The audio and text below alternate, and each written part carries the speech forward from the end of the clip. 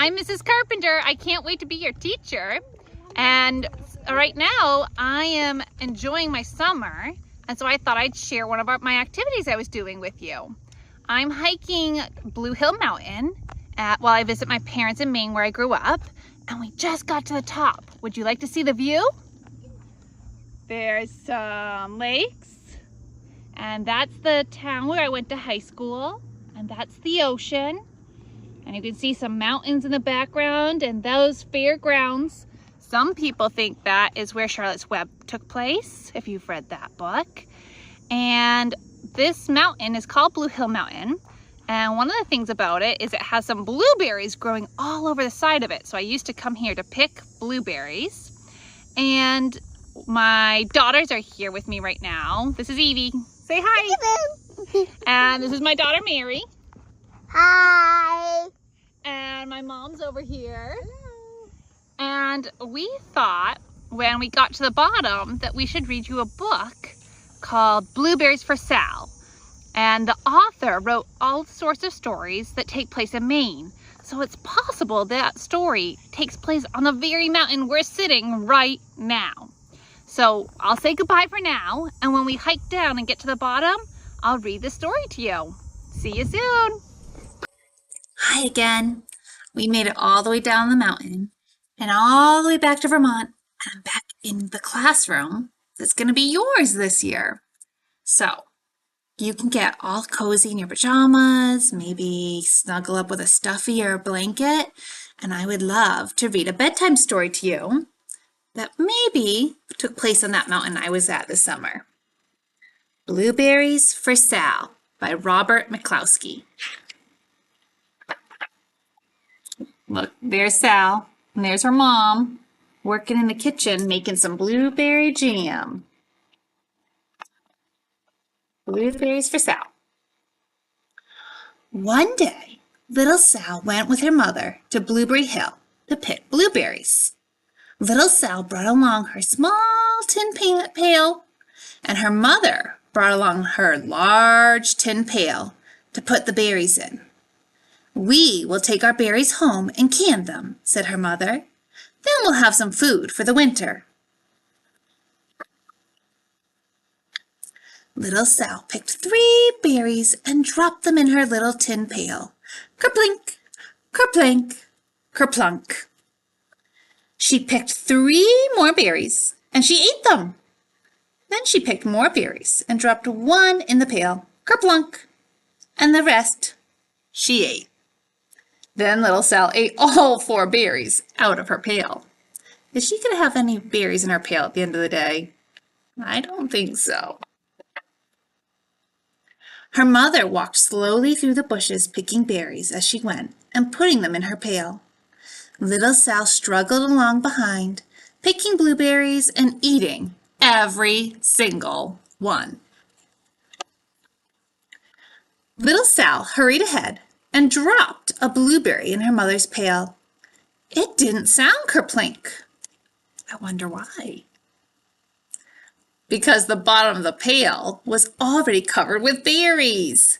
She reached down inside to get her berry back. Though she really didn't mean to, she pulled out an extra large handful because there were so many berries right up close to the one she had put in.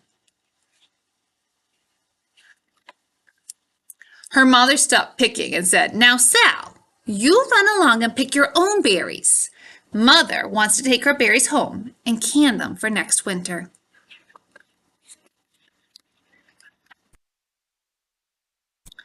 Her mother went back to her picking, but little Sal, because her feet were tired of standing and walking, sat down in the middle of a large clump of bushes and ate blueberries. She looks very happy. On the other side of Blueberry Hill, Little Bear came with his mother to eat blueberries. "Little Bear," she said, "eat lots of berries and grow big and fat.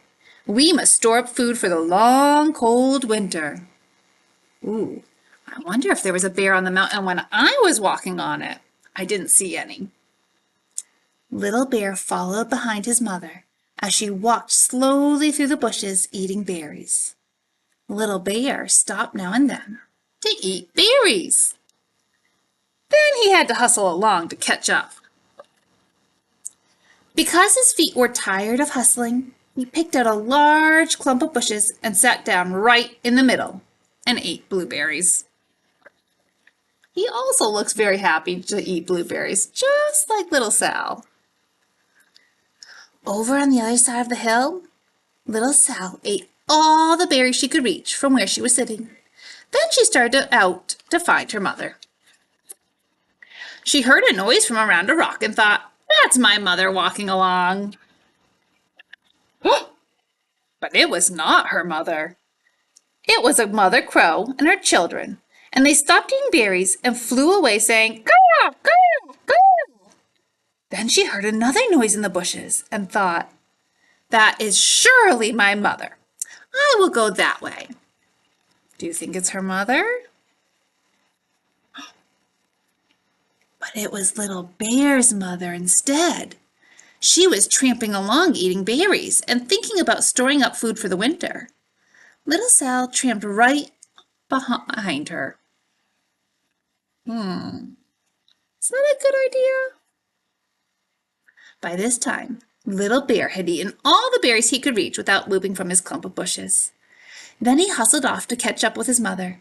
He hunted and hunted, but his mother was nowhere to be seen.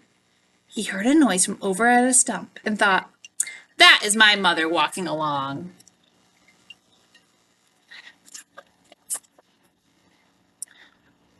But it was a mother partridge and her children. They stopped eating berries and hurried away. Then he heard a noise in the bushes and thought, "That is surely my mother. I will hustle that way." Do you think it's his mother? Who do you think it could be? Did you guess Sal's mother? It was little Sal's mother instead. She was walking along picking berries and thinking about canning them for next winter. Little Bear hurried right along behind. Little Bear and Little Sal's mother and Little Sal and Little Bear's mother were all mixed up with each other among the blueberries on Blueberry Hill. Little Bear's mother heard Sal walking along behind and thought it was Little Bear, and she said, "Little Bear, munch, munch, munch. Eat all you can possibly hold. Swallow." Little Sal said nothing. She picked 3 berries and dropped them in, kerplink, kerplink, kerplunk, into her small tin pail. Little Bear's mother turned around to see what on earth could make a noise like kerplunk. "Rumph!" she cried, choking on a mouthful of berries. "That is not my child. Where is Little Bear?" She took one good look and backed away. She was old enough to be shy of people, even a very small person like Little Sal. Then she turned around and she walked off very fast to hunt for Little Bear. Do you remember where Little Bear is? Little Sal's mother heard Little Bear tramping along behind and thought it was Little Sal. She kept right on picking and thinking about canning blueberries for next winter. Little Bear padded up and peeked into her pail. Of course, he only wanted to taste a few of what was inside, but there were so many and they were so close together that he tasted a tremendous mouthful by mistake. "Now, Sal," said Little Sal's mother without turning around, "you run along and pick your own berries. Mother wants to can these for next winter."